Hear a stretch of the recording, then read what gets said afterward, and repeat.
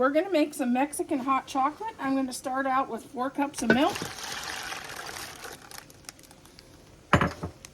One of these, okay, somebody say this, butylatina,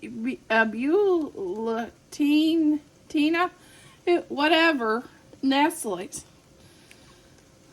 We're going to start out with one of those.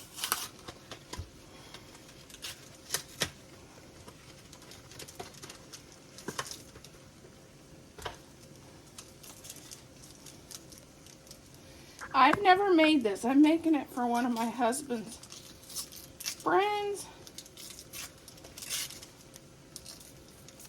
who is from Mexico. He's an American citizen, but he's originally from Mexico. And we're going to add a teaspoon of cinnamon.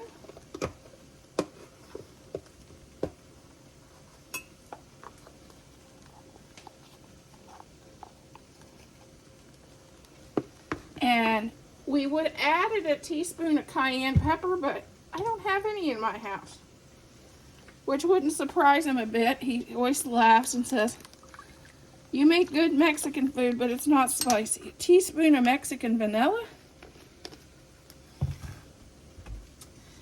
And I'm going to go thing of Ghirardelli's chocolate to make it a little more rich. A 1/2 cup of granulated sugar and 1½ cups of heavy cream. I'm going to set this over on slow cook and let this slow cook maybe 2 hours. I keep an eye on it.